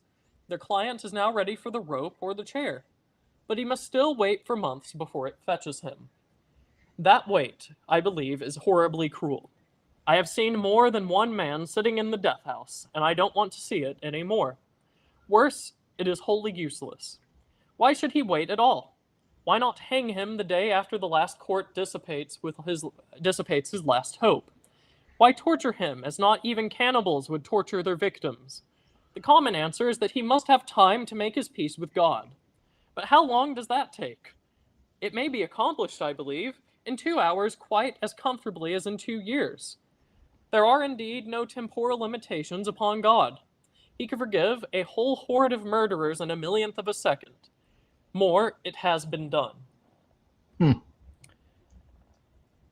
So this is fascinating for a number of reasons. He is obviously correct that most people don't actually care about the vast majority of homicides. It's just the particularly egregious, like, say, by people who were only recently imported into the country in the last decade, who can barely speak the language, don't understand the laws, and don't have impulse control. When those murders happen, it is certainly a grave injustice that sets people hankering for catharsis.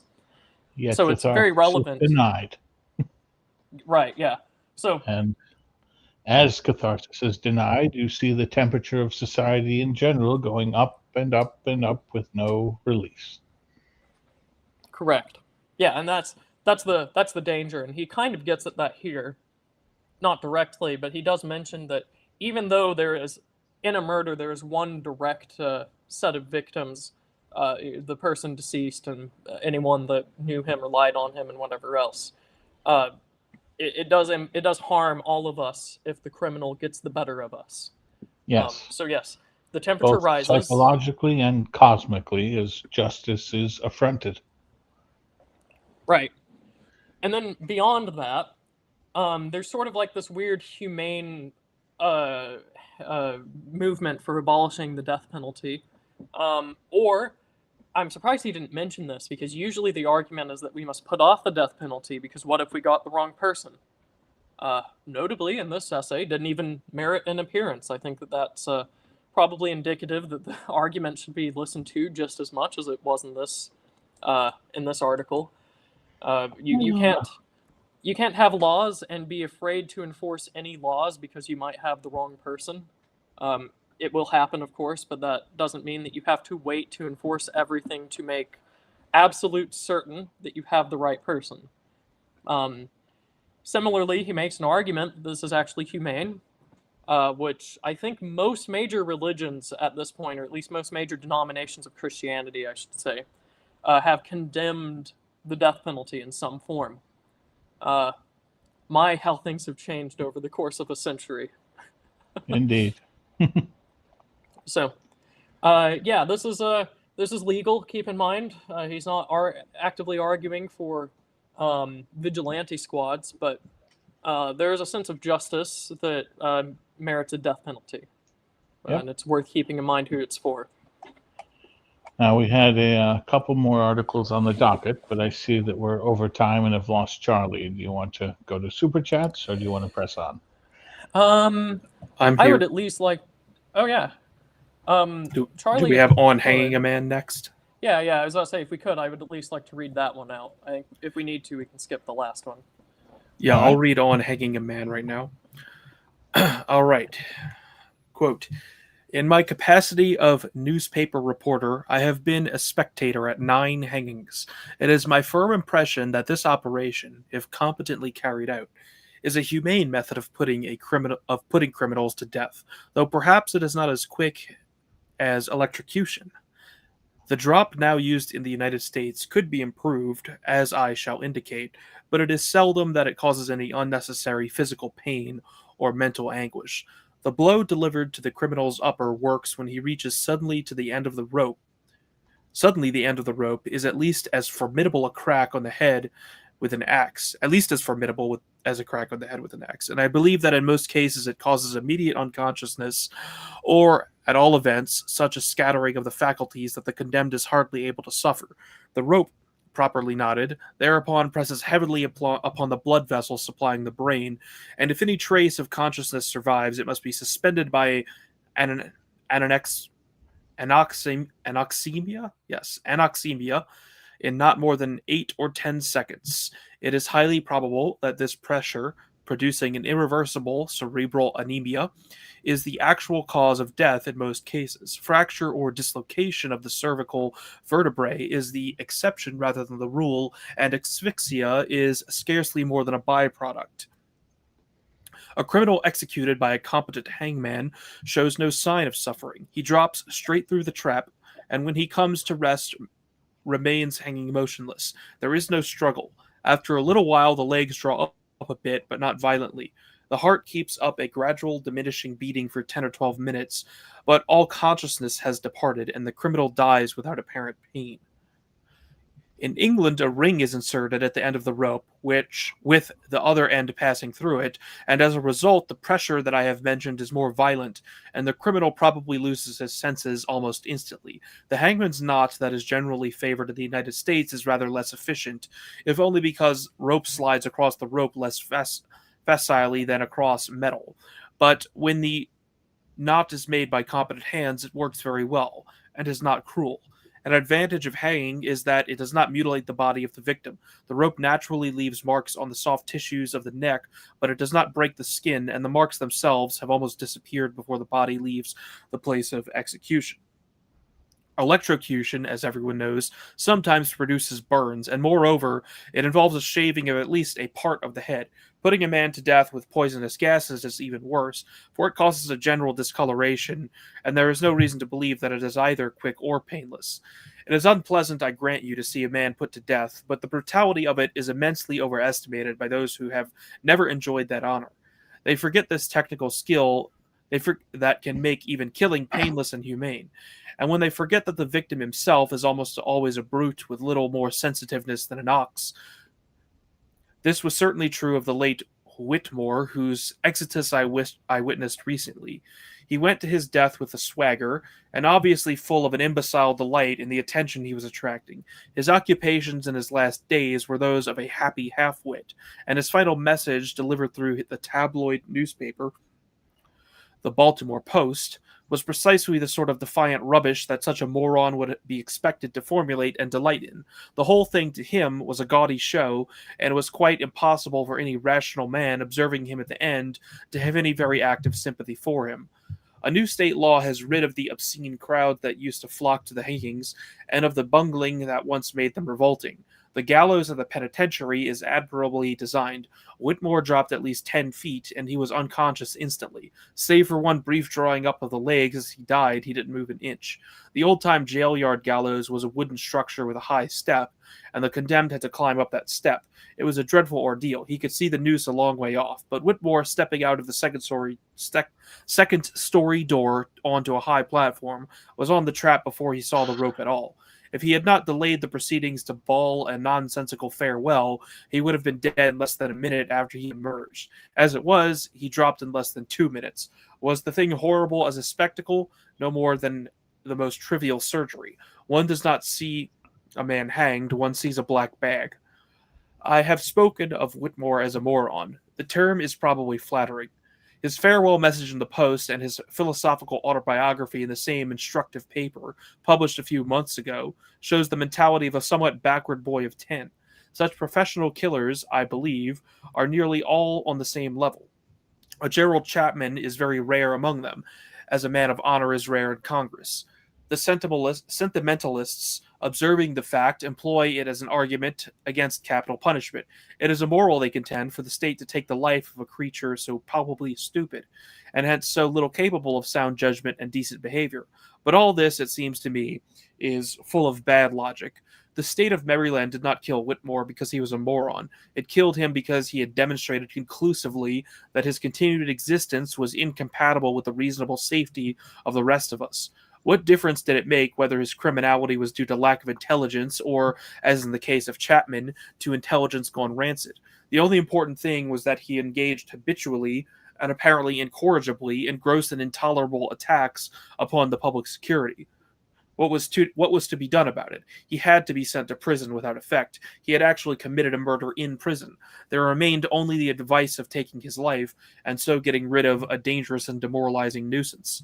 To argue that society, confronted by such a rogue, has no right to take his life, is to argue that it has no rights at all, that it cannot even levy a tax or command a service without committing a crime. There are, to be sure, men who so argue, and some of their arguments are very ingenious, but they have not converted any considerable body of reflective men and women. The overwhelming majority of people believe that, when a man adopts murder as his trade, society is justified in putting him to death. They have believed in it in all ages and under all forms of government, and I am convinced that they still believe it today. The execution of Whitmore was almost unanimously approved in Maryland. If he had escaped the gallows, there would have been an uproar, and it would have been justified. The opponents of capital punishment have firmer ground under them when they object to the infliction of the death penalty upon criminals other than professional murderers. The public opinion of Christendom long ago revolted against an employment to put down minor crimes, for example, theft. There has been of late a revolt against even its use even in certain varieties of murder, and that revolt, I believe, is largely responsible for the increasing difficulty of getting convictions in capital cases and the increasing tendency of the corps to upset convictions by legal quackery. The truth is that our criminal codes need a thorough overhauling. The old categories of crime are too often archaic and irrational. It is absurd to hang an aggrieved husband for killing his wife and her lover and let a professional murderer live because, in a given case, the state is unable to prove premeditation. The test should be not the instant intention, but the antecedent circumstances. Every one of us, under easily imaginable conditions, may commit a premeditated murder, but that possibility does not make us professional criminals, and it does not necessarily justify the death penalty in case we succumb. Juries obviously have felt the same way, for many a murder has escaped under the so-called unwritten law. Judge Frederick Bausman of the state of Washington, a very intelligent jurist, once suggested a way out. All crimes, he said, should be divided into two new categories: those which a reasonable and otherwise reputable man, under the circumstances confronting the accused, might be imagined as committing, and those under only deliberate and gratuitous criminality. Under the first heading would fall many crimes of passion and many ordinary thefts. Under the second would fall the doings of the Chapmans and Whitmores. The man who commits the former is now often used too harshly. Oh, I've been watching too much Library of Mass Destruction. I'm yawning. What sense is there in the old rule of evidence that the record of an accused, save he go on the stand himself, may not be brought against him on his trial? It is hypocritical and vain for juries considering it notwithstanding. It is unjust, for the record often contributes to a sound judgment, as it did in the Whitmore case. The important thing is not to play a game according to a set of tight and stupid rules, but to punish and put down crime. The way to do that is to proceed swiftly and harshly against professional criminals. I believe that every gunman should be hanged after his first shot, whether it kills or not. To stop short of that is to put the rights that he has deliberately forfeited above the public security. In other words, it is to convert the judicial process into a scheme for protecting and fostering crime. And it's that last sentence is specifically why I included it. It's because a lot of, especially right-wingers, will see the judicial system, the law enforcement system, and every other system associated with those two exists to prosecute crimes, that if they do not prosecute the crime, then it's still doing its job correctly, or it's just not doing its job, and that's the end of the analysis. But what Mencken points out here is the exact other way around. If they do not prosecute someone for committing a crime, which they shouldn't have, say murdering someone, stealing, or whatever, they're actually protecting it. Because I or anyone else am not allowed to compete with such a system to go enforce it, such as a monopoly of the judicial system. So this is what the right needs to keep in mind.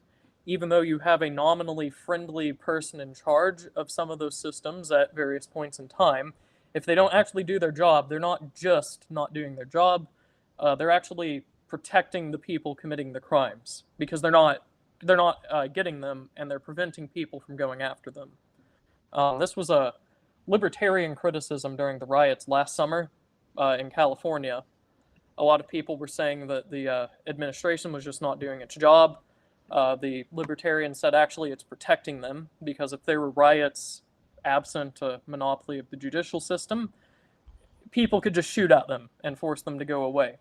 So this is something to keep in mind. It's a little bit more brutal more hands-on, as we've seen with Mencken regarding the criminal law, the justice system, and whatever else. He is very descriptive. He's not afraid to speak about things frankly. This is the sort of thought process that's required to assess these things. If you can't allow yourself to think of what should be happening, even if it's brutal, you shouldn't really be talking about what is happening. And just as a historical observation, the approach Mencken advocates here was totally and completely rejected. What happened after this was the federal rules of evidence were codified into a very strict set of not arbitrary, but very narrowly drawn strictures on what could and couldn't be presented to a jury, such that the clever lawyer can very much keep out things that a juror might find germane, precisely because the juror might find it germane, and let in things which aren't. So we get this systemic level of protecting criminals from the system that's supposed to prosecute them and actually deal with them. Indeed.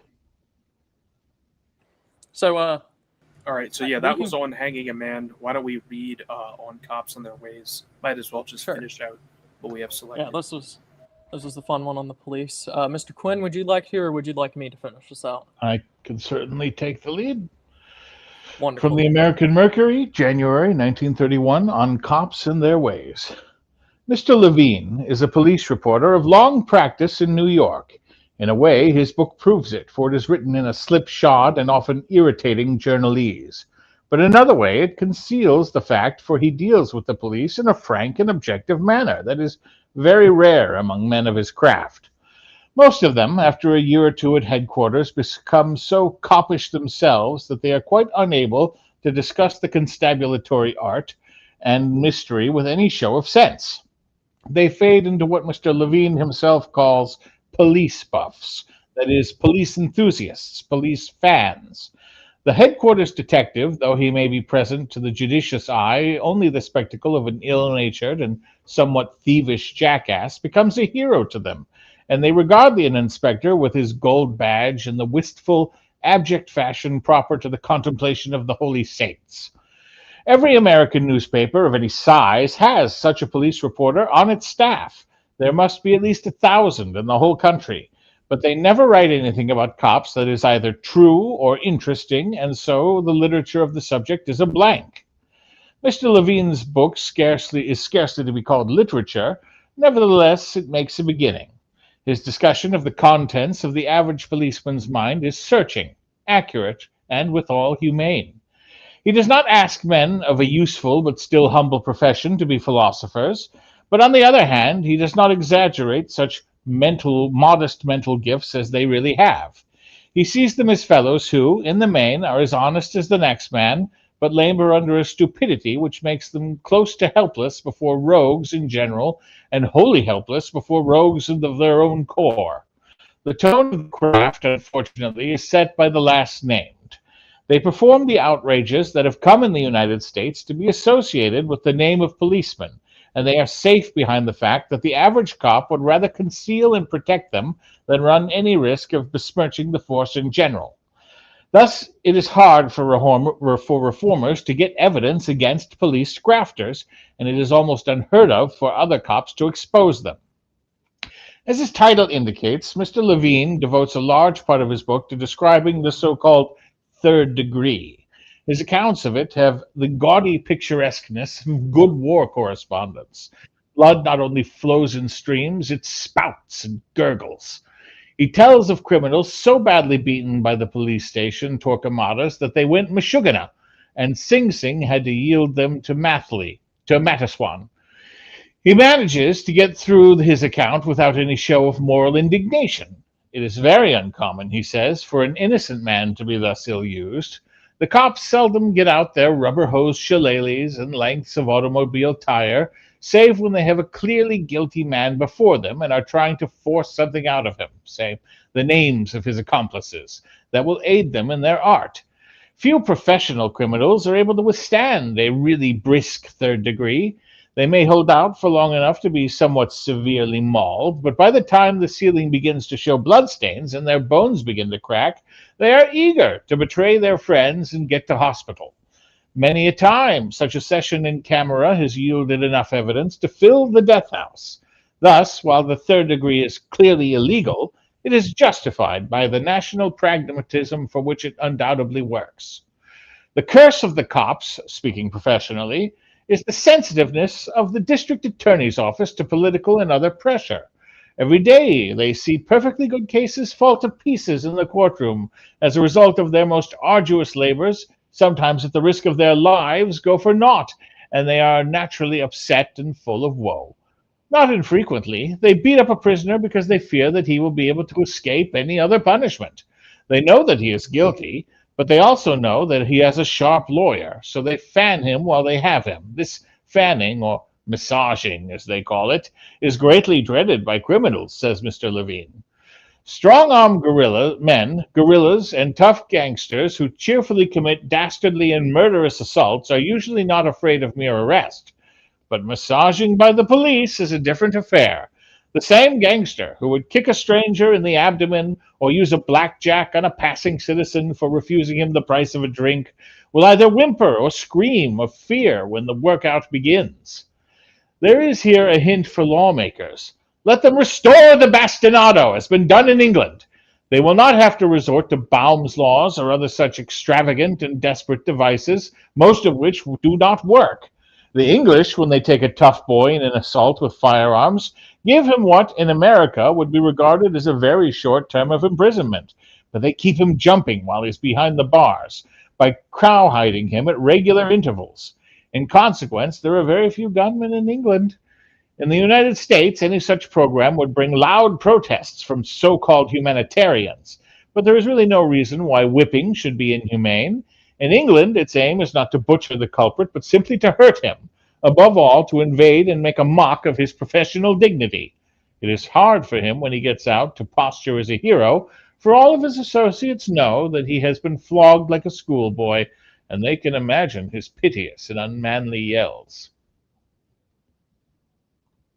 Yes. So, this was included for two reasons. Number one, he uses the strange argument that we here in the modern day Europe is much more peaceful than the United States in terms of violent crime, but he takes it the opposite direction and says, therefore, we like Europe should beat people behind the prison bars, which I imagine Europe no longer does. I would be absolutely shocked if that was found in any of the EU countries, but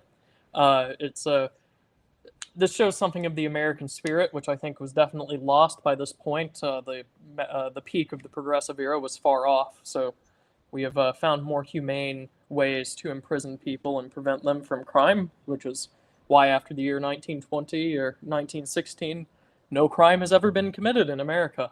But more importantly, the function of the police, according to Mencken here, is not just to arrest people and get them to where they need to be in the justice system, but also to beat the crap out of them if it looks like they're going to get off, say, unjustly, with just because they hired a better attorney, or because they actually deserve it.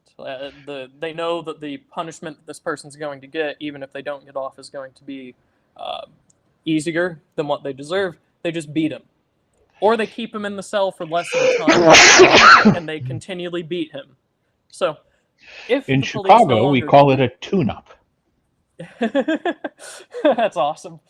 And so, in Mencken's view, if the function of the police is not only to move people around, arrest them, get them to the police station, interrogate them, get them to the court, whatever else, and hold them, it's also to beat them.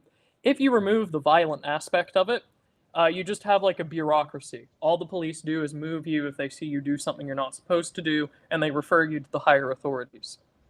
So, this is the bureaucratization of the police.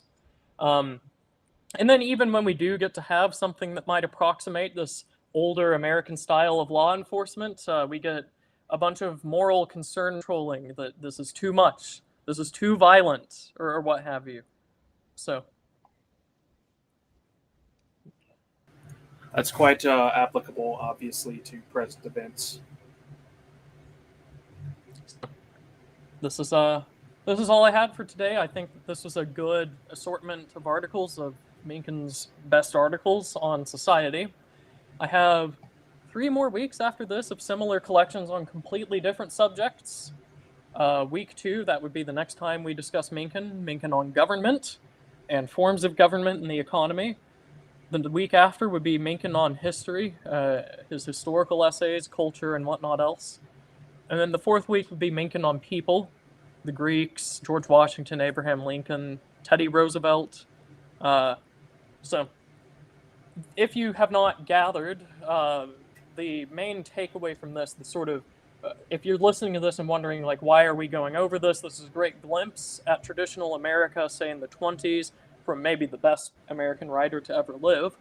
But what are we to take away from this politically, socially, culturally, or whatever else? And there's a couple of them.